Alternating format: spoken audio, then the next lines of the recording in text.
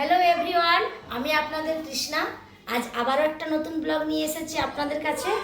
এবার দুর্গাপুজো শেয়ার করার জন্য।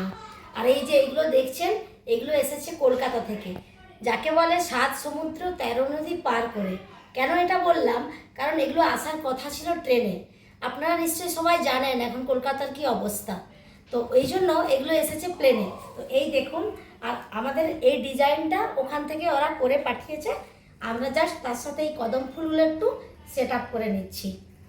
দাঁড়ান, আপনাদের দেখিয়ে নিচ্ছি আরও কিছু। এই দেখুন, এটাতে দুটো করেছি, কোনোটাতে দুটো, কোনোটাতে তিনটে, এইভাবে বানানো হয়েছে। আর এই দেখুন, খুব সুন্দর। এগুলো ওখান থেকে এইভাবে ডিজাইন করে এসেছে। তো অনেক কষ্টে এসেছে, আমরা ভাবতে যেগুলো ব্যাঙ্গালোরে এসে পৌঁছাবে। চলুন, পরে আরও কি হয় আপনাদেরকে নেক্সট ব্লগে দেখাবো।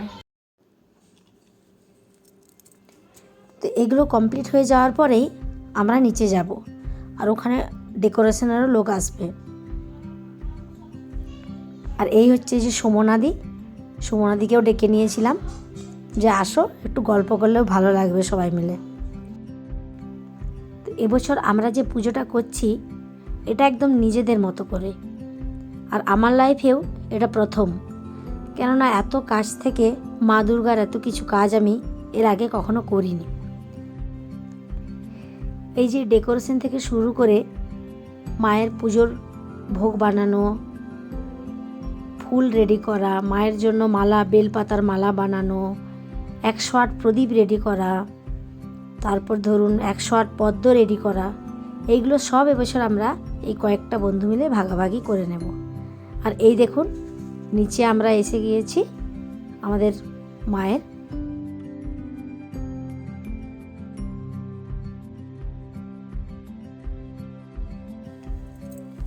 আর এখানে যে যতজন প্যান্ডেলের কাজ করছে না, এরা না প্রত্যেকেই বাঙালি, জানেন।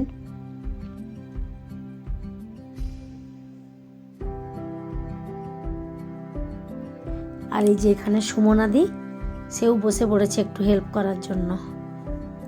সেটা অনেকটাই রাত্রি হয়ে গিয়েছে, প্রায় এখন মোটামুটি 1টা বাজে।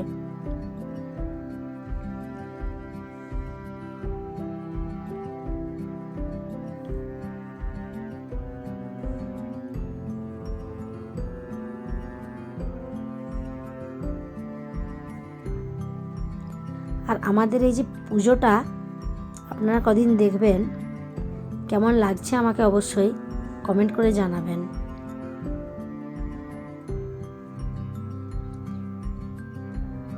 এই নিচে যে গামছাটা দেখলেন, এটাই দুটো পাখার নিচটাতে বাঁধা হবে, ওখানটা এখনো কমপ্লিট হয়নি।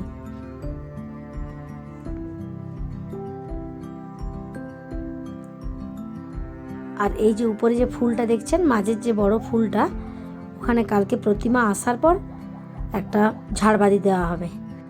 আর এই যে মৌসুমি, এই যে ফ্রেন্ড, এ হচ্ছে মৌসুমি, ও খুব মজা করে জানেন। আর চলুন, এখন ঘড়ির কাঁটায় প্রায় রাত 2:30। আমাদের মোটামুটি কমপ্লিট হয়ে গেছে। এখানে আমাদের সাথে পিনাকিদাও ছিল আর কি, কারণ সবাই তো মেয়েই ছিলাম, আর সাথে দুটো সিকিউরিটিও ছিল। তো পিনাকিদা এটা লাস্টে কিছু ওই তারগুলো পড়েছিল, আমি বলি একটুগুলো গুছিয়ে নিই, তারপর বাড়িতে যাব।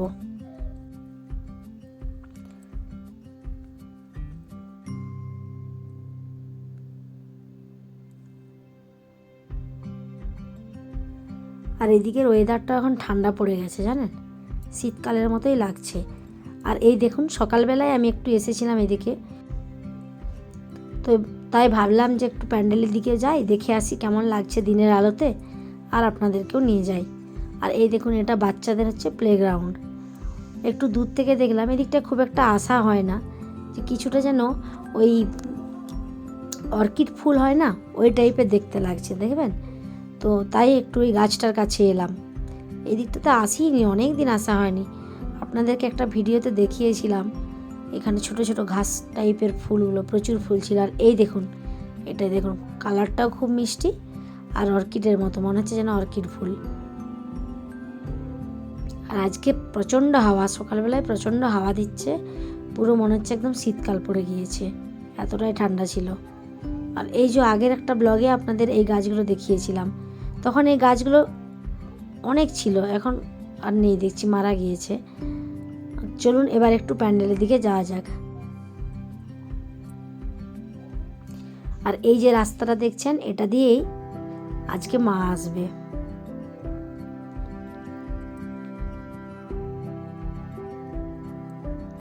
আমি যেটা হাঁটছি এটা আমাদের বেসমেন্ট, আর এর উপরে হচ্ছে গ্রাউন্ড ফ্লোরটা ছিল।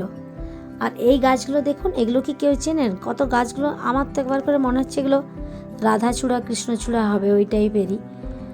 বাট এত ছোট গাছেও কত ফুল এসেছে দেখুন। এটা তো পুরো হলুদ কালারের। আর এই গাছটা দেখুন, খুব সুন্দর লাগছে কিন্তু এই গাছগুলো দেখতেও। আর দেখছেন কত হাওয়া দিচ্ছে, আজ প্রচন্ড হাওয়া দিচ্ছে নিচে।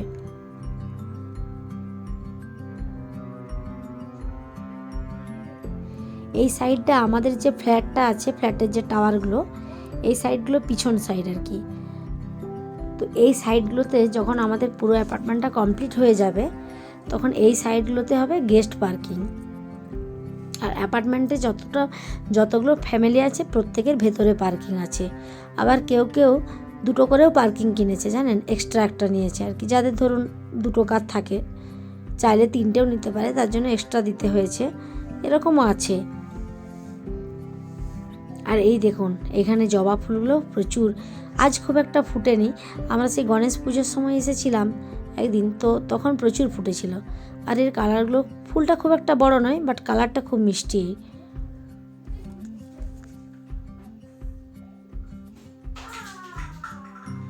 আর এই সাইডটাতে পুরোটাই লাইট দেওয়া হয়েছে। এই জায়গাটাতেই জন্মাষ্টমীতে ওই হান্ডি ফাটানোর প্রোগ্রামটা হয়েছিল। আজ তো সারাদিন প্রচুর কাজ আছে। বিকেলে আমার ছেলে ঘুমোচ্ছে, সেই ফাঁকে আমি একটু নিচে এসেছিলাম। আর এখন সুব্রতও বাড়িতে নেই, ও তো 6টা সাড়ে 6টায় পিনাকিদার সাথে গিয়েছে আজকে ফুল আনার জন্য। মানে আমরা যে দোকানটায় ফুলের করেছি, কথা হয়ে আছে, তারা কাল থেকে মানে ষষ্ঠী দিন থেকে প্রত্যেক দিন ফুলটা এখানেই দিয়ে যাবে। বাট পঞ্চমী দিনে যে ফুলগুলো লাগবে সেটার জন্য ওরা আজকে গিয়েছে ফুল আনতে। তো সেই সুযোগে আমি একটু নিচে এলাম। আর এই দেখুন এখানে কতগুলো লাল জবা। এই জবাগুলো তো আমাদের ওই সাইডে সচরাচর দেখাই যায়। আর ওই যে প্যান্ডেল, আর ওই পাশে একটা গ্রিন কালারের কাপড় মতো দেখছেন না, ওটা ওই সাইডটা এখন ব্লক করা আছে, বন্ধ করা আছে, কারণ ওই সাইডটাতে কাজ চলছে আর কি।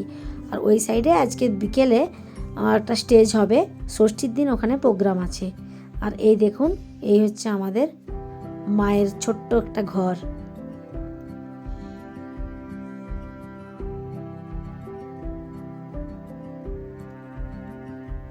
তো আজকে আমি আমার ব্লগটা এখানেই শেষ করলাম।